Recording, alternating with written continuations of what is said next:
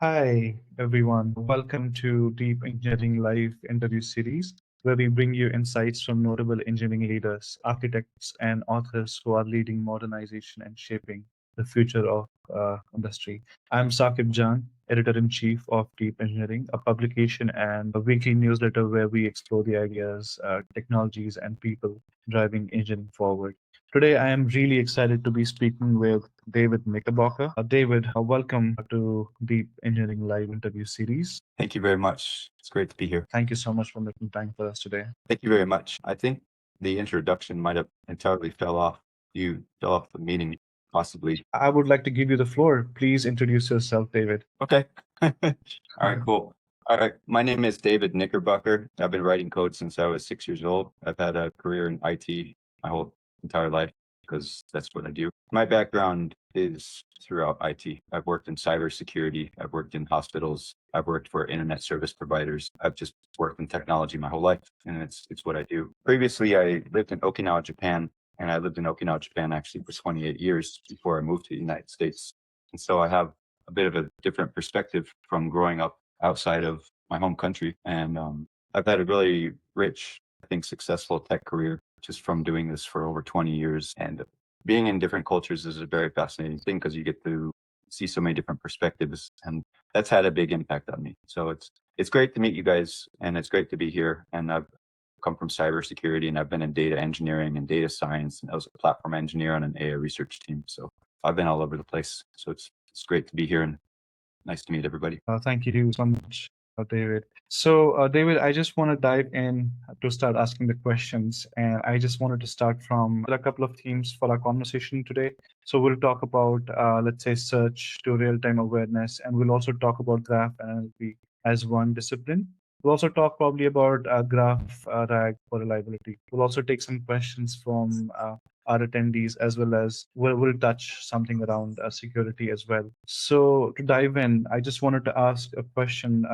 So most AI systems treat knowledge as a static snapshot, while your living library of knowledge is built around the idea that knowledge should update continuously. So what breaks first when you try to make knowledge graphs truly real time? And what did you have to redesign from the ground up to handle it? Question. And for me, it's not so much about what breaks. It's about I design systems that are built to understand the real world. So I don't think so much about what breaks. I think about how do I actually do this, and I think about how to engineer it. And everything in data science and engineering really starts with problem definition. And so you start with what you're trying to do. So if you want to build world AI and be able to answer questions about things that happened a minute ago, then that's going to your problem statement. So then you think about how to get that data into the database so that it's there and it's fresh. But then you have to get AI to be able to use that data too. So there's kind of two sides to this coin. It's really about intentional engineering. It comes back to just you start with the problem definition, and then you create your spec for how to do it, and then you do your project management, et cetera, et cetera. Like the AI industry feels very, very shiny and very, very new, but there's a lot of old school discipline that is still extremely useful to me, and that goes to everything that I do. So I'm a very intentional designer and developer and engineer and now founder. So I guess the answer to what breaks, I don't know. I don't really have things break. I engineer the system to have real time data, and the data is just constantly arriving and nothing's breaking. The approaches that I use when I build things, most engineers are aware of KISS, but not all engineers are aware of YAGNI. So YAGNI stands for you aren't going to need it, and KISS stands for keep it simple, stupid.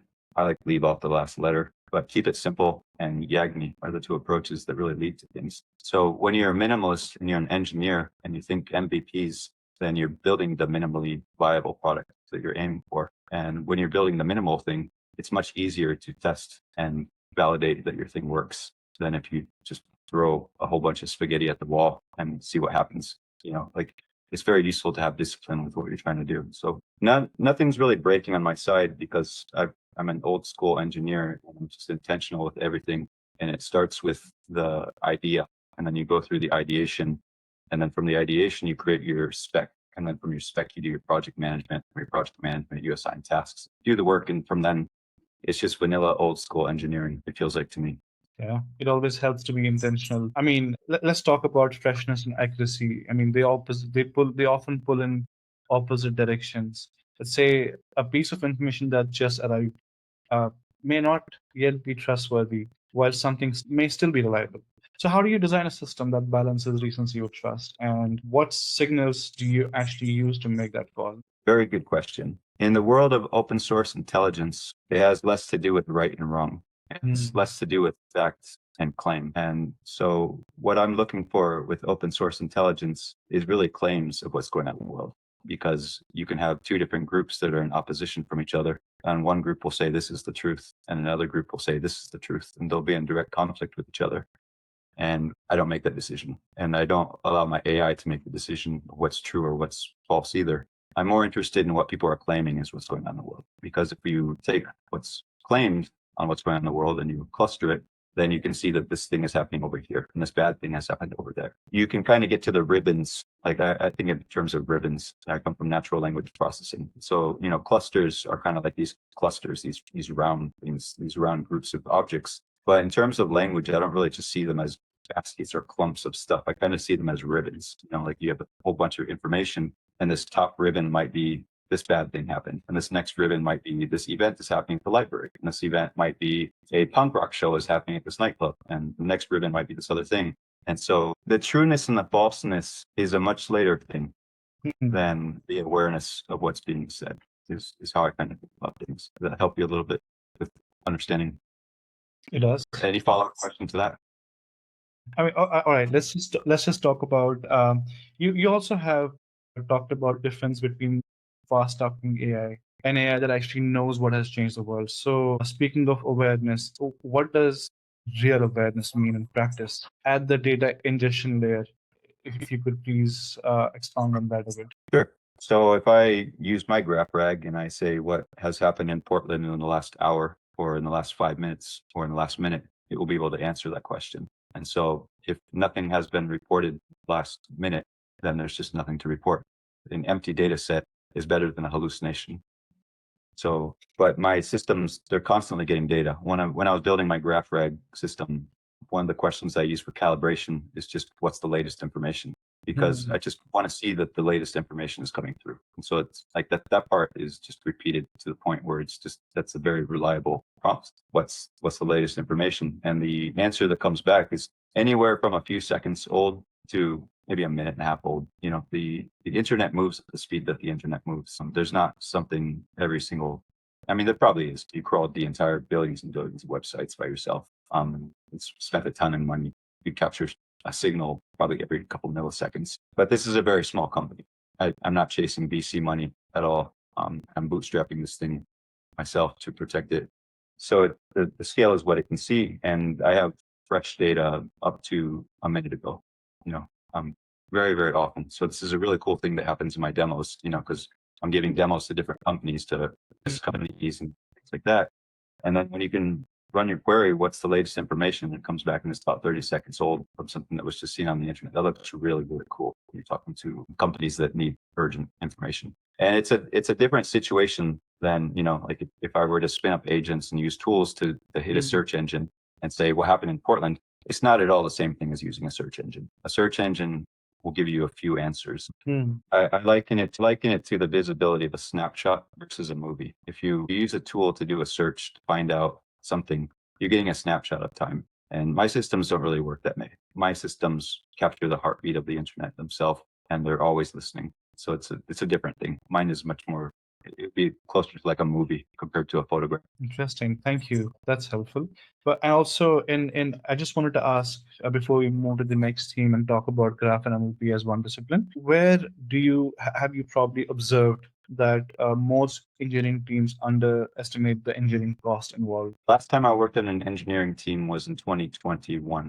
So I've been building companies since then. When you're building companies, you get your own way. So I'm not really getting hung up on what other teams have got stuck on. But I worked on McAfee's AI research team. Before that, I worked for Intel. And so I worked in very big companies. I worked for the US military at a Navy hospital in Japan as well. And, I remember some research I did back in 2012, and there was a there's a finding that most tech problems are actually people problems. They're not tech problems, they're people problems. And so, that comes down to communication, that comes to interpersonal skills and things like that. Some of us engineers, speaking for myself, I can be kind of critical at times. I try not to be. I try to always just be a friendly person. But engineers, we've seen a lot of stuff, and we have to hold the line, and we have to be kind of stern about, keeping things on the path to getting done and things like that. But, getting back to where teams kind of fall apart, there's always some kind of interpersonal thing. There's managers who don't have leadership skills or whatever. But there's also people who fight on teams, and there are also people who try to one up each other and things like that. But getting to the technical side of things, one thing that used to drive me nuts was this rush to use graph databases before they were even understood. And this actually bothered me so much in 2020 and 21 that I actually wrote a book called Network Science with Python. And I wrote this book because I was annoyed. I was annoyed watching teams spend months building graph databases and then not really getting further than populating the graph database.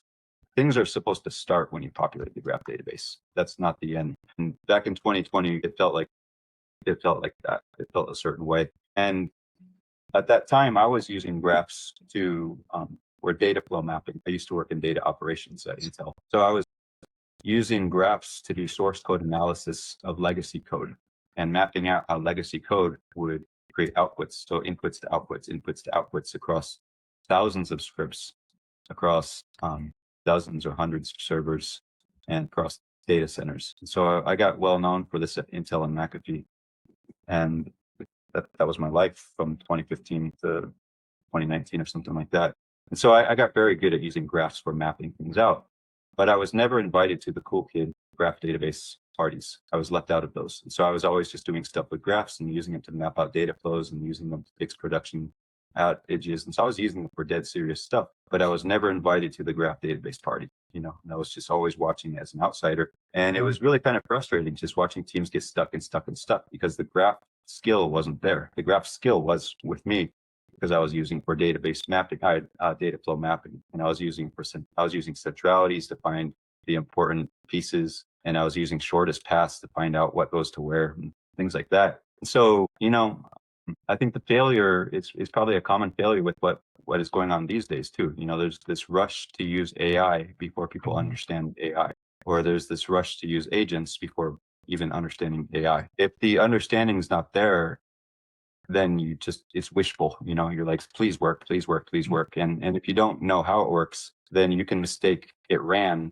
or it ran correctly. There's a huge difference between it ran and it ran correctly. So with graph databases, for instance, if you don't know about the basics of network science, then what are you going to do with the graph database? You put your data in the graph database, Whereas if you come to graph databases and you've learned network science, and you learn about centralities, and you learn about community detection, and you learn about shortest paths, and you learn about simulations and attack, and you learn about all these different things that accompany network science, then it can really have an impact on your network thinking. And in my opinion, the really strong AI engineers of the future are going to be the people who understand graph, because they will be the ones who will be able to explain to a GraphRAG system network thinking. But if you don't have network thinking to begin with, you're not going to be able to explain network thinking. So it's the same shortcomings that I see nowadays as back then. There's this rush to use a thing, but the discipline wasn't there. The foundation wasn't there. Interesting.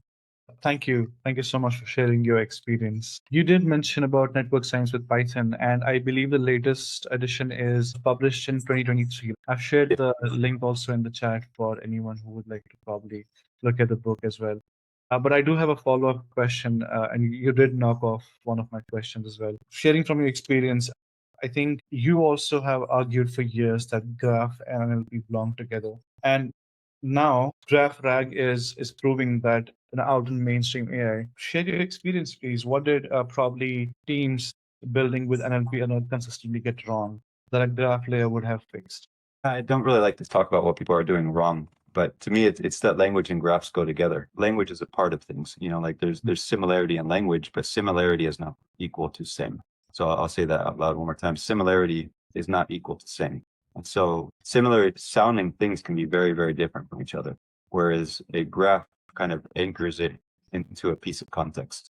And so similarity is not the same thing. This this really was clear to me even when I worked in data operations, because one of my frustrations back in 2015 or so was that, in data operations, we use log files to keep an eye on what happens. This was my life back then, was databases and servers. And so I'd be looking at servers at 2 a.m. trying to figure out what happened, or look at the database to see what happened, and there's a lot of language that goes on servers too. It's not just look at the file and look at the blah, blah, blah. There's a lot that goes into those log files and things like that. And if you have 100 servers, then you've had multiple people create the different log files. Like there's quite a lot of natural language that gets used in log files and source code and all kinds of different things that are in production. And so even working in production at Intel as a data operations person, not even a data science, I was just seeing language everywhere. And already I was mapping out how production systems were working, and so it's very easy to, I'll give you that story in a few minutes, but just graphs and language go together. Like it's like the graph kind of shows you where things go, right? But all of the context about what that node even is often carried by language itself. And so it was just clear to me a long, long time ago that graphs and language go together.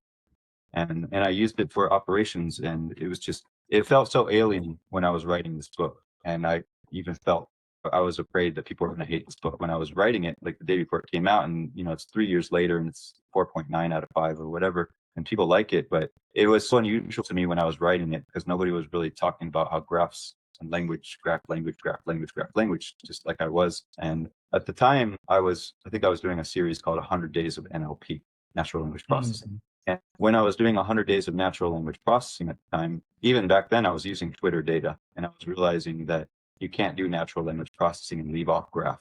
It's ridiculous to even do that. Like, it's not the opposite. It's that you start with natural language processing, and then the graph is obvious. If you're working with social media data, for instance, you see person A talk to person B about this thing happening, right? What do you have if you throw away the language? You don't have anything. All you've got is a graph. And so all of the context is gone. And so like this was just crystal clear to me, right? Like in 2017. And it frustrated me for several years. And then finally in 2020, I reached out to Pact and said, let's write a book, because Pact was asking me to write a book for a while. And then we did. And then I set out my front driveway and I just wrote the weirdest outline ever about, what kind of book would talk about graphs and language. It's like, do I write 2 books? Do I write 1 book? But it's like, I needed to write this together. It needed to be understood that for AI, graphs and language go together. And so I just I worked my way through this book, and then it feels good now. It's 2026. It feels good to see that my prediction or my intuition was correct, but it's not very fun when you're living through that time. It's like, come on, everybody. But yeah, I loved it. It's like you learn a lot from frustration, and you learn a lot from doing the work, and it's cool to be ahead. Yeah, must be a humbling experience. Let's just probably dig a little more deeper. Talk about, entity extraction and relationship linking kind of sound straightforward until you try to do them at scale with messy and real world text. So probably, what are the most common failure modes you see, and how do you know when a graph is adding signal versus adding complexity you did not need? Well, with NER, right? And before NER, we used to use part of speech tagging. My book's funny that when I was writing my book, I was using part of speech tagging. And then while I was writing my book, Spacey's NER models were becoming really, really solid. And so like I literally at that moment switched from part of speech tagging to NLP. To Spacey models. Even Spacey models are not pure. Like you always get some junk back when you use an NER model. And same thing if you use an LLM today, you're still going to get junk back.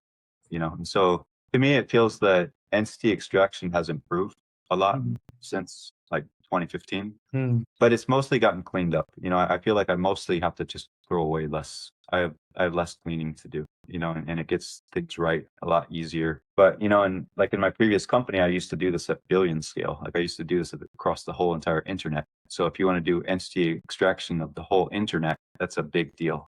And so like to do that kind of thing, how do you do that kind of thing? It's totally possible. Think about data engineering. Like I'm not going to give away all the secrets, but think about data engineering. Like if you want to do big data things, use data engineering. And then if you think about what Spacey models are, and then you marry it to data engineering, then you can do big data entity extraction. and so, but then the more data that you use, the more cleanup that you have to use also. Natural language processing is just messy. Like you're always going to be dealing with messy. I've not seen it get really cleaned up yet. And these days, LLMs are a little bit dangerous because the messiness goes away. So people are a little bit more trusting of LLMs than older NLP. Like people didn't trust older NLP so much like LLMs. You would give them entities and they would get critical because there would be something messy in there. But when you're using LLMs, everything just looks perfect, and that's kind of a dangerous downside too, is that people are a little bit too trusting of it. Interesting insight. It was about 8 years ago you built your first NLP and graph system. Yeah. Probably if you could also shed some more light on what has changed fundamentally in how you approach now. You did talk about it, but maybe a little bit more on how you approach entity and relationship extraction and what has Sure. stayed. Yeah, I'd love to. The very first one that I actually used was the book of Genesis from the Bible. And so, I'm not religious, but it's ancient text. And so it blew my mind that I could pull families out of ancient text and actually map it as a graph. And so I did this in 2018. It's still on my GitHub. And so my old code is still there on my old GitHub, and I still go to it even this year. And I wrote an article about it this year. And so I can actually go back to my first code and see what I did. And I'm sure it was part of speech tagging because that was before my book, and I had no idea what I was doing. And so I just kind of made it work. Builders just make it work. Just figure out how to do it the first time, and then you figure out how to do it better after that. So the first time, I didn't even. I mean, this was 8 years ago, and so I wasn't much of an NLP person. Even I was really a data operations person back then, fixing databases and things like that, not looking at natural language processing all day long, and certainly not being paid for this stuff. My managers wanted to do DevOps, but I was using ancient scripture, and then I ran it through the process, and I've still got the first screenshot in that notebook on GitHub, and it's this small, it's teeny tiny, but it's like this little tiny 2-inch snapshot image of 6,000 years ago or whatever of how people connected. So then I go a little bit further down in the notebook, and I'm like, oh my gosh, next thing I have to do is quick. Oh my gosh, how do I make this big? I need to make this big. I can't look at 6,000-year-old family in a little tiny window like that, And so again, I was data operations. And so this was getting towards data science and visualization, like how do I visualize this graph effectively? And a lot has changed back then, because back then it was, how do I visualize this graph with a few hundred nodes? And these days, like in my previous company, it's billions of nodes, close to trillions of nodes. And so being able to visualize 100 nodes is easy these days, but being able to visualize 1,000,000 nodes is pretty easy these days, but it's still getting better and better and better. The techniques that I've used, they've changed over time. I used to use part of speech tagging, and I had to do a ton of cleanup after that. And then over time, that kind of changed to using Spacey models. And Spacey has a whole bunch of different language models for all kinds of different languages. But it's a pain to download 12 different Spacey models. It's when you can just use an LLM these days. And so the LLMs have kind of changed the game a little bit. So yes, I get it. Oh, it's actually me posting the link to your GitHub. I just wanted to confirm if it's your link. Please continue. Let's go in. I'm going to go ahead and find where you go 8 years ago. It'll be helpful to make it available as well. Yeah, I can put it right here. Okay. So that's the actual notebook where everything started a long, long time ago. Scrolling down it, now I can see exactly, I'm manually adding edges. And so there's a lot of that. There's my small little screen window, and just going through it and adding color and trying to add size to nodes and things like that. But it was very manual. But then I scroll down to like cell 25 and I get to page rank, where I'm mapping out who the main entities are. That's really where the notebook is important. Like visualization is one thing, but network science to me is more important than visualization, because when you're doing network science, you get to do things programmatically. So programmatically, what that means is, if I want to actually do analysis, is the punk rock scene in Portland, Oregon growing, or is it shrinking? I don't want to visualize that. I want to do that programmatically. I want to turn that into a graph, and I want to do that via time series analysis. And I want to know if the graph is actually increasing in density or decreasing in density. Is it increasing in size, or is it decreasing in size? So that old notebook is very cool because it shows some of the oldest graph visualization and how I used to build these graphs. But then it gets to the page rank stuff, and that's just like nowadays. Not a lot has changed. And that gets to an important point of my book, is that my book came out a few years ago, but my book isn't going to go out of date. My book is going to stay up to date because the network science and the mathematics of it stay up to date. Page rank is still very important. Betweenness centrality is still very important. Community detection is still very important. But the things that change is really how you create the graph and how you visualize the graph. And so these days, when you create the graph, you do a lot more with artificial intelligence because it's cleaner and more reliable for that kind of thing. But for visualization, I don't think that problem has really been solved yet. But there is some hope actually. Cosmograph is a very cool tool. That's one of my favorite tools for graph analysis. And Cosmograph gets to million scale. That I'll give you the link to that in a few minutes. And I'm in my own company. I'm also partnering with a company called Corewood, and we're actually designing a new graph database. And that's actually based off of my book and based off of my techniques that I've written about on my blog. And so this new graph database that's popping into existence, that's a partnership with Bert Intelligence and Corewood, is really a marriage of natural language processing and network science. And it has the cool network science capabilities and all that good stuff in it too. So I'm excited about what that's going to do for the future. Interesting. Thank you. Allow me to check if there are any comments or questions. Please feel free at this point to ask any questions to David before we move and talk about graph. Cosmograph for you while you're doing that. Yeah. Here's the link to Cosmograph. I'm going to put in a cool demo. Yeah. Thank you. It's really helpful. Here is a cool demo of that graph database from Corewood. Just a little visualization demo that just happened recently. All right. Let's just thank you for sharing these links. Now let's just talk a little more about graph reliability. Actually, it's often sold on the promise of reducing hallucinations. So, in your experience, what does it actually take to get from fewer hallucinations to genuinely accountable output, where you can trace a claim back to a source and explain why the system said what it said? So my system is about claim, and so it's literally just the node is attached to the claim that it makes. So there's no hallucination there. I think what you might be worried about is a judgment, right? Like whether this. Sorry, am I? Please continue. Yeah, because GraphRAG is often sold on the promise of reducing hallucination. So my question is around that. Okay. Yeah, I noticed it immediately when the awakening for me was when I was playing with. There's a cool tool called Cogni. So Cogni is a tool that a lot of people in the AI space are familiar with. If you have data, you can basically do a import Cogni, and you can be chatting with your data in a few minutes. So this is called Cogni, COG, and I'm friends with them. I really like their technology a lot. I remember the first time I was using my data was through Cogni, because I still hadn't built my GraphRAG at the time, but I had my data, but I didn't have a way to chat with it yet. So I was playing with the Cogni stuff, and it was like fresh air, just seeing the reliable answers that were coming out of it. What's happening in Portland in the last hour kind of thing. Whereas if I go to ChatGPT or Claude or anything like that, it's a really frustrating experience to get any kind of information about what's going on in the world. But that's not only because of the hallucination. These chat models just chat all day long. But the hallucination space, it's smaller with nodes because you're starting with the node and you're traversing it. So you're kind of starting with your anchor space and you're going from there, right? So if you're wondering what jazz events happen in Portland, Oregon, then you're connected to the Oregon dot, and you're connected to the Portland dot, and you're connected to the jazz dot. And so there's very little chance for hallucination.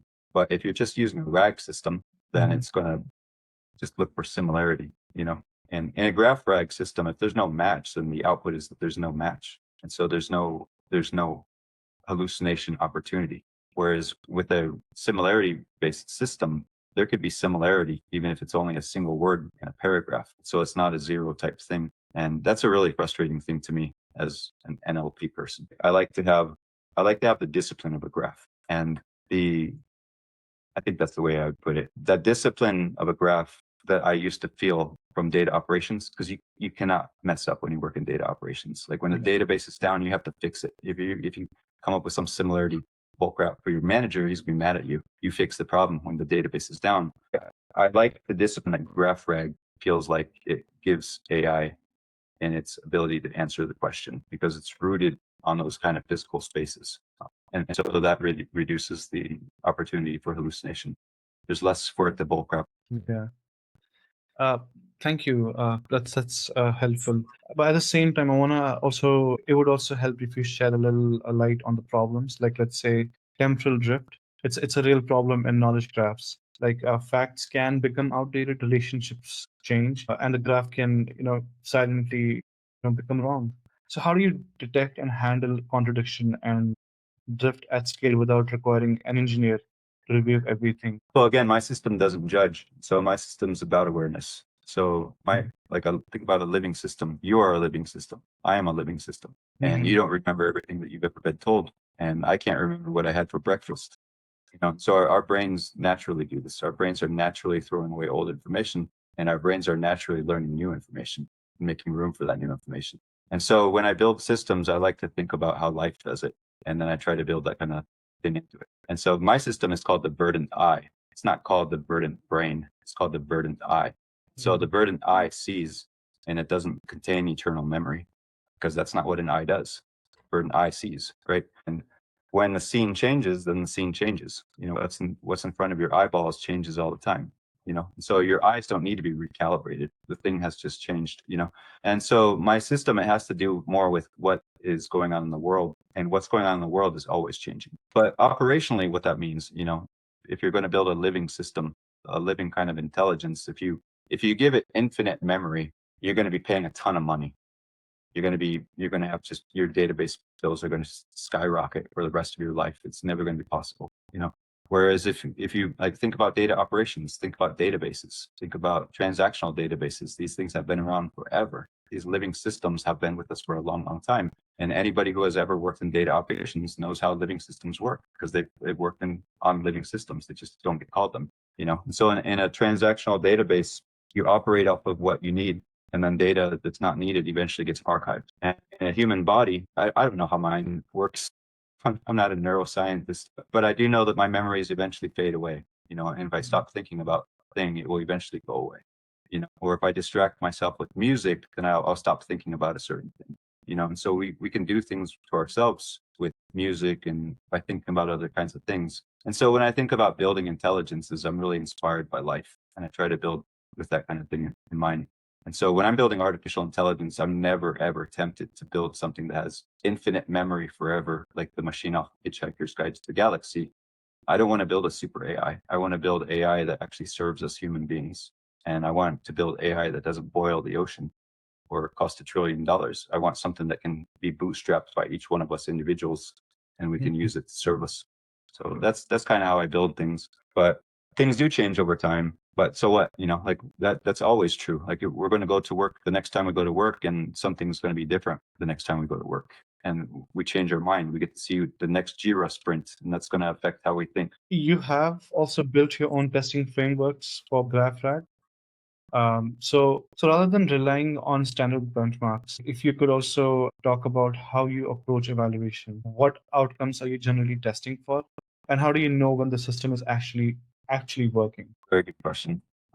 Everything that I do is intentional. So there was a really cool intelligence report that I read a couple of years ago that said even data sets need to be designed for the use that they're going to be used for. And like everybody talks about data modeling and just kind of hand waving about data modeling, but down to the data set, you should be able to visualize how somebody's going to actually use that data. And I've created 3 companies, and you have to do that kind of thing. Like if you are the engineer who builds the entire engine, you have to be an end-to-end person like me. So that means you have to understand web crawling, and then you have to understand what you're going to do with the data once you get it, and you have to understand data engineering, and you have to understand data science, and then you have to understand product development. You have to understand just a million different things. And so there is no testing framework that anybody else can give me that is going to be fit for purpose for the thing that I'm trying to build. Because I'm not trying to build general intelligence. I'm trying to build intelligence that serves a specific purpose. And so there's a scene on the TV show called Rick and Morty that is one of my favorite scenes because Rick is kind of a sarcastic dude like me a little bit. And he makes this little robot, and this robot wakes up, and the robot asks, "What's my purpose?" And Rick says, "You passed butter." And so the little robot It's like, what? And so Rick goes on and has a conversation. And then again, 30 seconds later, the robot says, what is my purpose? And Rick says, you passed butter. And this robot goes, oh my God. But that's the entire purpose of that robot. Its whole purpose in life is to just pass butter, you know? And so when I'm building a GraphRAG system, I have 3 GraphRAG systems right now, and each one of them is independent. The living library of knowledge right now consists of 3 GraphRAG systems, and they all get unified to do things. And that's where it gets a little bit more complicated. But that LLK is going to become 4 or 5 or 6 or 20 or 1,000. Like if my company becomes successful and I have an army of engineers, then I'll have it. I just call it fractal intelligence. It's just spawn, spawn, spawn, spawn, spawn. And each one of the GraphRAG systems has to be designed for a purpose. Like there's no one system to rule them all kind of thing in my world. So the Verdant Eye GraphRAG system, it has to be fit for purpose for this kind of high level situational awareness, like looking down on the world, what's going on in Michigan, what's going on in Oregon, what's going on in California. But I have another GraphRAG system that's called GroupSeeker. And so it's funny, I actually have 2 hats, you know, I've got the Bert Intelligence hat and I've got the GroupSeeker hat. So I put them on depending on what I'm doing. And the GroupSeeker intelligence is really street level intelligence. And so, you know, the high level Verdant is, you know, what's going on in Oregon, but the street level intelligence is like, where is the punk rock event happening tonight on what street in Oregon? And so that GraphRAG system has a very different set of rules than the Verdant Intelligence one did. And I have a third one as well. And the third one that I have is 30 years of artificial intelligence research. So I have a knowledge graph that has 30 years of artificial intelligence research and artificial life research. And that's very useful for me too, because when I'm building these systems, if I want to understand what people did 20 years ago, then I can just talk to my GraphRAG system and figure out what people did 20 years ago and be inspired by that too. So each one of these has its own testing that it goes through, you know, and there's similarity between each one. Like GroupSeeker and Verdant and the artificial intelligence one, they all need to understand space and time. Well, I'm sorry, they all need to understand time, right? But like ArcSIB articles, I don't care so much about the physical location of the ArcSIB article. I care more about the authors, or I care about the month that it was published, or I care more about the category that it was published under, that kind of thing. And so that GraphRAG system, it goes through a different set of evaluations. So, okay, so I'll focus on one of them just so I don't confuse everybody. But like the latest one I did was for GroupSeeker. And so for the GroupSeeker one, I want to know what events are happening. I want to guitar right next to me. I'm a musician. So I want to know where the punk rock shows are tonight. I want to know where the open mic nights are going on tonight, you know, and I don't want this to hallucinate for me, because I don't want to sit on the train and then go somewhere and then it not even be a venue. That would be a nightmare, you know? And so when I'm testing out this GraphRAG system, you know, I need to make sure that it's not hallucinating anything, first of all, but I need to understand that it's actually getting the state right. You know, like there's more than one Portland in the USA, right? There's a Portland, Maine. So I don't want to go to an open mic night in Portland, Maine. That'd be a big problem for me. You know, so I need my GraphRAG system to get me in the general vicinity of where I am. But I also need it to be like, if I say what's going on April 10th to April 13th, I don't want it to give me April 26th. It actually needs to do it right. And if I say what's going on April 10th, I need it to infer the date. I don't want it to give me what's going on April 10th, 2012 from some ancient thing that it found on the internet. I need it to tell me what's going on this year, you know? And so when I'm testing out my frameworks, I'm doing it for space and time of the physical world in order to solve my actual problems. And so I set up a couple hundred questions to go through, and then I go through multiple rounds of the same question to make sure that the queries are coming out correct and that they're reliable. And then at the end of going, this is extremely tedious to do, you know. And so the rush to automate everything is not a good rush. Yeah. I think that the rush needs to be the rush to understand. You know, the rush to understand if the thing works well, the rush to validate that it's working well, the rush to understand the science itself. That's really how I operate. So if it's not hallucinating, then it's doing good. If it's getting me to the same location, then it's good. If it's getting me there at the same date and time, it's good. If it gets me there at that hour, then it's good. And so for my world AI, it was easy for me to test because it's, you know, it's the punk rock show where it is. Does the URL take me to go buy a ticket? And so I ended up testing my system, and then I wrote about 7 different articles about it where I gave, here's how to do 5-minute open source intelligence, here's how to do 1-minute open source intelligence. So I wrote like 7 of these articles, and then I got really tired of just proving and proving and proving. And then finally the final test of my world AI was, okay, I'm done proving. I'm going to just use this to go to a punk rock show. And so I put my money where my mouth was. I just downloaded a bunch of my data from my AI. Like what is going on in Portland from did like March 10th to March 13th, downloaded all of it, got it in the right sequence, figured out like 5 of them that I wanted to go to, and then figured out one of them that I wanted to go to. I might find in a minute. Yeah, I'll pull this out in a minute. But then I went to this cool punk rock show. I bought the ticket online. I went to the cool punk rock show, got in, saw the band, saw all of the bands, and then hung out with one of them and shook their hand, and we had a really cool conversation. And my daughter's birthday was the day before that. So this cool band that I met because of my AI system actually picked out a birthday present for my 14-year-old daughter. And so my AI system and GroupSeeker gave my family a really amazing memory. And that was the result of my world AI test. And so like it didn't take me to a non-existent venue. It took me to an actual place and made a really cool memory. And we'll see. These are from the show. See, Alter Girl is one of the punk rock shows, and the Coffin Cats were playing as well. So this is real punk rock swag, real punk rock show that my world AI took me to. Always helpful to be intentional.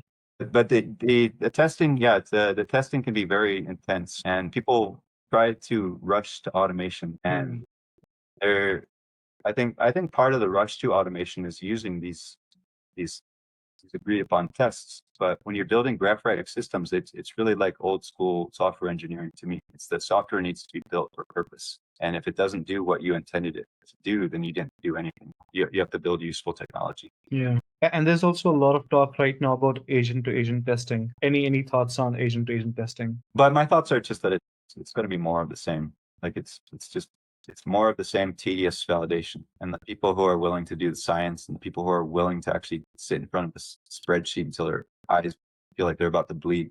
Like you do the work. If you do the work, you build really good and reliable software. If you don't do the work, then you don't build very good, reliable software. So it's going to be the same thing with agents. With agents, you can phone home and you can analyze the data, and you can use natural language processing, and you can use graphs with them. I mean, man, my book might be perfect with this kind of AI, but it's agentic stuff, because agentic stuff is social. If you think about it, it's agentic to agentic oftentimes these days. So it behaves kind of like a social network too. So I think my gut reaction is just that it's going to be more of the same, and it's going to be really exciting, and people are going to make a very big deal out of it. But it's going to be a lot more of the same thing to me, is what it's going to feel like. But that's okay. Like I think that engineering should feel like that. When you get started in engineering, everything feels really shiny and everything feels really new. But when you've been around the block 20 times, you start to feel like it's the same thing. It's being a new label has been put on it. There's new people who are excited about it. Yeah, that's kind of how I feel. I think we've come to almost the end of the session. We do have time for questions and answers. I don't have any questions right now in the chat group, but while we wait for any comments, I would like to probably touch a little base on security and open source intelligence. So circling back on what we started our conversation with about Verdant Intelligence, you're building AI systems that work with open source intelligence, which means that you're also dealing with adversarial sources, deception, and unreliable data at scale.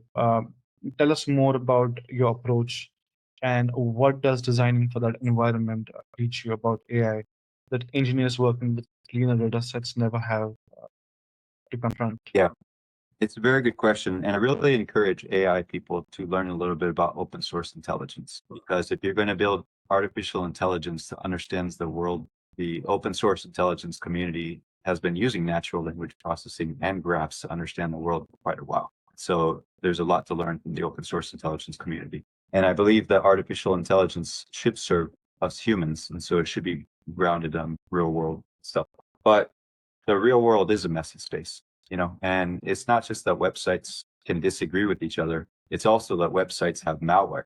And so if you point your servers at websites and you just download everything that's on them, then you need to be prepared for the consequences of downloading malware. Or there's all kinds of things when you're dealing with the internet. just be aware of. So, but when it comes to adversarial stuff, I mean, that's even just politics. Like any kind of politics has disagreement, right? There's gonna be left or right, and my systems don't care who is right or wrong. They just don't. My systems are observers. And I think, well, it's because I want to understand the world. And if you want to actually understand the world, then you have to be a listener and not just be closed-minded to everything, but you can't just accept everything either. I'll get into that in a minute. My systems don't judge, so my systems, they will see three sides to the same story. There's going to be the left side and there's going to be the right side. And then sometimes there's something really, really extreme, and the extreme side could be from either left or the right, but it's just like, it feels like that extreme just kind of ties. So it kind of gets back to what I was talking about earlier, how with natural language processing, it feels kind of like ribbons, if you take a whole bunch of text, you're going to have, most people are kind of saying this thing, and some people are saying this thing, but there's this one group of people that are saying this thing, and it doesn't mean that any one of them is wrong. I wrote an article about open source intelligence recently, and it was for my article where I was writing about my API when I built it online. So my APIs are online too. I'll tell you guys about that soon. I mentioned that bigger clusters are not more important than smaller clusters. In open source intelligence, everything matters, top to bottom. So if you're using agents and you're just using a tool to do an internet search, you're going to get back what the search engine gave you. And that might be 10 things. Whereas if I use my API and I say what happened in Oregon in March or February, let's go back a few months, like what happened in February in Oregon in 2026, I'm going to come back with 10,000 things. I'm not going to my APIs don't return 10, they return full context, and so that presents new challenges to AI, because how do you deal with 10,000 answers instead of the 10 that Google or somebody will give you, but it's a difference in completeness. It gets back to what I said earlier about how if you use just a simple search and get 10, it's like a snapshot of time, whereas my systems are constantly tapped into the heartbeat of the internet. So it's like a movie. Like I could wind the internet itself and play it back forward again. And that's a unique thing that I can do. So, okay, I might have fallen off the question. Thank you. Before I move on to next question around security, I think we have one question from Mike, which I will show on stage. I missed it. Yes, this is good. I would love to talk about the Verdant Eye API for a minute if I can. So I put this behind an API. So this is a world AI and it's behind an API. And so I have a simple formula that I'll write into the chat, and it's A plus C, and it is LLM plus LK equals real-time world aware. And so that's kind of the formula that I use. And so that formula, it means that anybody can use their own LLM of choice. If they can get their LLM of choice to behave like a language model, be reliable on their side, then they can simply tap into the LLK via an API call and make these queries. What happened in Oregon today? What happened in California yesterday? What happened in Louisiana? That kind of, like, just anywhere in the USA. And we're expanding to the world. And it's literally one line of code once you have access to it. And so it just becomes very simple to get a dense data set of what's going on in the world. And from there, you can use your LLM however you want with it. You could set up your own distributed processing to make it faster. You could just deal with parts of the data set that you wanted to. It's really up to the person how they want to deal with it. If they wanted to create a system that did judge things as true or false, they could build that kind of system. But my system just has to do with what's going on in the world, and I put it behind an API so that I could give world awareness to LLMs. Very simply. And I wanted to price it so that it would empower individuals and citizen scientists and small businesses. And so I've been building this to support the inventors and people who are like myself, and just creative people and college students and everybody. Like college students, I'll go steep discounts, and eventually I'm going to try to just make this free. But I believe that this kind of world awareness is just a thing that LLMs need to have. And so I've just made it as easy as possible. I focus on the LLK part, not the LLM part. Interesting. Yep. So you could theoretically use this with any existing AI system. Yep. That's why I built it this way. Awesome. I'm going to mark this as answered over here. Perfect. Let's just move on to also talking about other challenges in security. Verification is one of them, and it's a constant challenge where sources can be unreliable, can be contradictory, or deliberately misleading. So, where do you draw the line between surfacing an insight or making an actionable claim? How do you build that boundary into the system itself? Those, yeah. So my system is a fast layer to AI, is how I think of it. And so again, it doesn't really do the judgment thing. But there are fractal intelligences that are starting to, and they are part of our living library. The groove seeker GraphRAG is more capable than the Verdant Eye one is. Give me a second. Yeah, it's just the judgment's not there. The judgment kind of needs to be part of downstream systems.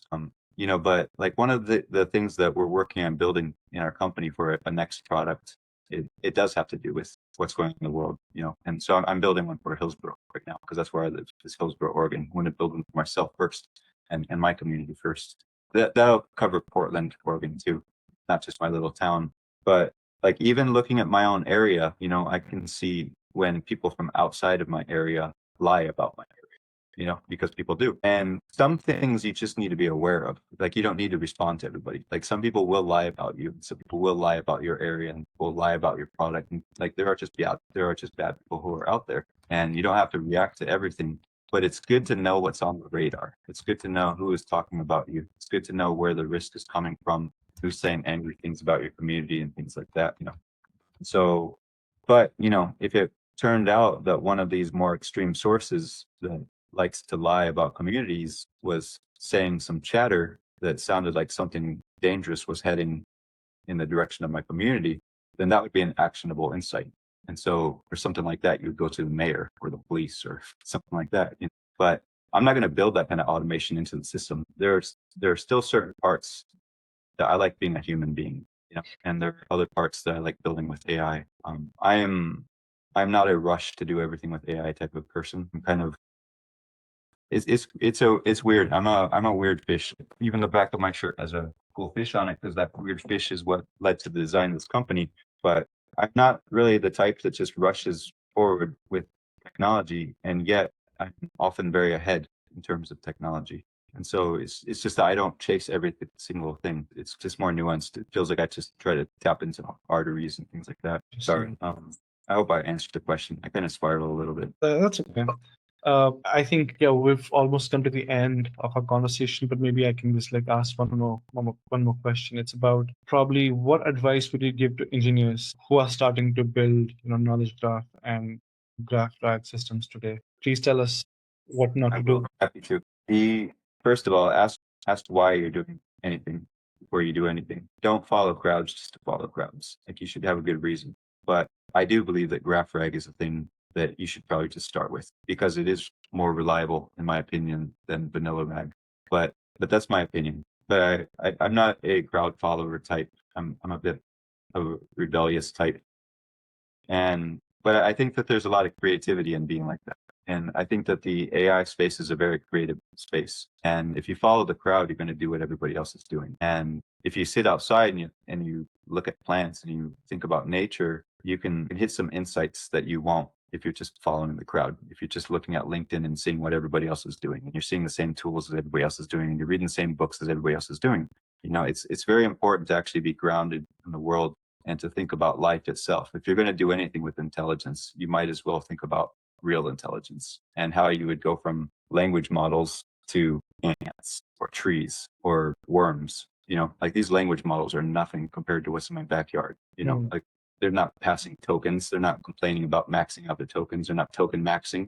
They're trying to bring everything down to the bare minimum. They're trying to collapse everything. So my own philosophy of AI, I call it absolute zero. And so my philosophy of AI is collapse everything to zero. So like my world AI, I have zero storage. I have zero AWS costs, and my AI bills are extremely low because I just collapse everything down to the bare minimum.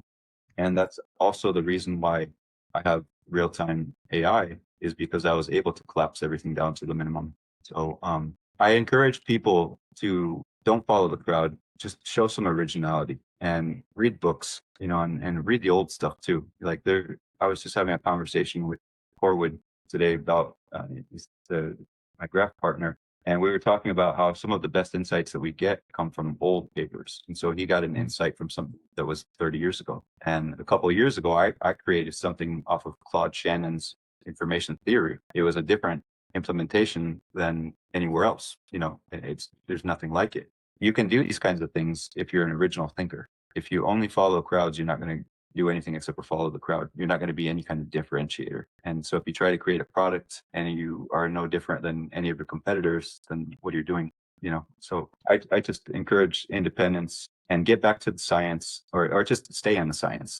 We have to stay in the science. AI can't just be this influencer thing. Like it has to be rooted in science, and it has to be rooted in engineering. And sometimes there are times when things get popular. Like cybersecurity had one of these phases where it got really, really popular. And data engineering had this phase as well. And AI has this phase too. But it comes in cycles, and when it gets really loud, that's not always the best time to pay attention to the loudness. I'm a really anti-hype person, and I've been anti-hype forever. And I really kind of just recommend it, be thoughtful in what you do, and just don't follow crowds, and just be original. That is edifying. Thank you. Thank you. That's helpful advice. I'm going to show on screen one question. We still have a few minutes. So it's by Alfonso. Do you see the question on the screen there? That's a very good question. And that is something that I will be doing for the downstream fractal intelligence that I'll be creating. So the Verdant Eye, again, it's like an 80,000-foot spaceship, not just looking down on Earth. And so it doesn't really do much except for hover over the Earth and just look down. And so I don't want to give it super capabilities, but the next thing that I'll be building will have to do with what's going on in the world, like media. So with media, you have what's going on in the news, and you have social media and things like that. And so for things like that, you need to have slower thinking AI to actually look through the different threads of narratives that are going through, and to identify all kinds of different things. Like certain things are dangerous, and certain things are just dishonest, and certain things are just information warfare, and certain things are all kinds of different things. But yeah, I think that reasoning models are I think that you should use those kinds of things for these kinds of things. Yeah. Yeah. Thank you. So Let's just wait if anyone has any comments or questions before we call it a wrap. David, anything that most people don't know? Anything that most people don't know. They really like to see. I'll put a cool graph visualization in the chat. Well, no, I won't. I will put my blog in the chat. If everybody goes to this thing at the same time, it might crash the server. So I'm not going to put it into the chat. Let me put my blog into the chat. One moment, please. Actually, one thing. It would help probably. I'll just make a copy of these links as well, because later on we'll make this interview available, and also we'll be publishing this as an article as an article as well, and also featuring this in the newsletter issue. I have a couple things I wanted to mention. So I did write down a few things that I wanted to mention. So a few things that I'm working on. I'm working with a group called Corewood. We're actually designing a new graph database right now, and so this is a really neat experience. And if you guys ever want to see it, one of the things that I really like about it is that with graph software, including Neo4j or Cosmograph or Graph History or anything, it's often in a two-dimensional kind of perspective. And I've always wanted to get to just being able to explore graphs in 3 dimensions. Like I want to get underneath things. And so the Corewood graph database that's being built is a very interesting thing. If people follow me on LinkedIn, I'll be talking more about that in coming weeks, but I haven't said very much lately. The second thing I would say is that I built the Verdant Eye. You guys can read about that on my website, verdantintel.com. But the really cool thing about it is that I've made something very fun for everybody. It's called Groove Seeker. So like we've got these really cool stickers that say Groove Seeker, and I've got a Groove Seeker hats, and I went to the punk rock show and things like that. Groove Seeker it uses the world AI, but I use it so that we get to have fun. I build my systems to support life and to support living. So Verdant Eye supports life. It helps us stay safe. It helps us understand what's going on in the world. But life isn't just about staying alive. Like I don't want us to just have a bleak existence. I want us to have fun. And so I built Groove Seeker too. And so Groove Seeker sees across the entire USA. And I was surprised the other day to see that it sees Malaysia too. And so it's expanded beyond the USA and into the world. But you guys can access Groove Seeker and experience it at GSV. This intelligence came from the Verdant Intelligence too. So this is the first fractal spawn of the Verdant Eye. So Group Seeker is the thing that connects everybody to everything. Did you have a question? Is it GSV? Yeah, GSV. We'll also post it in the chat then. Yeah. Another thing that we're working on, so we've been supporting a group called Finding the Future. And so I encourage you guys to look them up. You can Google a group called Finding the Future. And we're starting to work more directly with them, even on a project together. So I'll be talking more about them. But Finding the Future is a very cool group because a lot of us, we can close our eyes and we can think about this imagined future that we want to get to. And that's what this group is about. So like you can close your eyes and think for 10 seconds, imagine this future and get involved with this group and actually build it. So a lot of people who are watching this right now are AI engineers. You guys are the builders of the future. So you guys should be meeting groups like this and find ways to actually help them. Finally, I'll get to my call to actions. I wrote these. I do have a graph database I have multiple graph databases behind the living library of knowledge. And so this can be used to support journalists, and it can be used to support open source intelligence and data scientists and marketing and just a million different projects. And so if people needed that kind of database access to learn more about the interconnectedness of the world, they can do that. That's a different experience than an API. And that's a power user. Like just imagine a graph database, a living graph database of the world. It's a wild thing to experience. And so that database access is open, and the API access is open too. And the API, I priced it specifically for individuals because I don't want this to be something that we can't afford. Back when I was writing my book, the Twitter API was the thing that we all used. The API the price went up a lot. And so a lot of people couldn't use it very much. And I answered that question by making something that we can use. And then finally, there's that graph database that I'm working on with Corewood, so if people want to into this new futuristic thing, that's available too. So I'm not going to dive too much into these partner things right now, but you guys feel free to reach out to me. I have a graph database at work that we're building a new kind of graph database. And I also have my LLK graph databases that you guys can tap into if anybody wanted to get access to it. And API is open as well. Awesome. David, before we wrap, just want to quickly just ask maybe. I've seen you share your GitHub performances on LinkedIn. So how do you fit into, how does music fit into your life alongside your work in AI engineering? Music is my science. Music probably led me to science. Music is probably more of me than AI engineering is to me, or equal. I don't know. It's a very strong part of me. And so I've got like 10 guitars around me. Again, I got this one in October. This is my dream guitar that I was chasing for 19 years, and I finally got it recently. Wow. And it's just, to me, there's no difference. And when I'm playing music, I'm not there to perform a song. Oftentimes I'm like analyzing sound. I'll be analyzing sound between two strings. Like if my fingers are very far apart, what's the dissonance? And what can I do with this? And what can I do with it if I'm throwing a delay? And what can I do with it if I'm twisting the sounds and things like that? And so it's very much a sound science to me, but it's a different science than data science or network science. At the end of the day, that's the science that I do.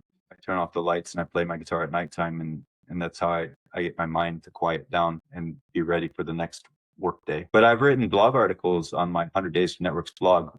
And one of the articles that I wrote was actually about scale similarity. So music scale similarity. And so there's the major scale and there's the minor scale. These two music scales are very different from each other. But you also have the minor scale and you have the harmonic minor scale. And these two scales are subtly different from each other. And so I used similarity. So natural language processing, just simple cosine similarity to figure out how the music scales were similar. And then after doing this similarity natural language processing, I realized that there's also bands of music scales, like ribbons of music scales, right?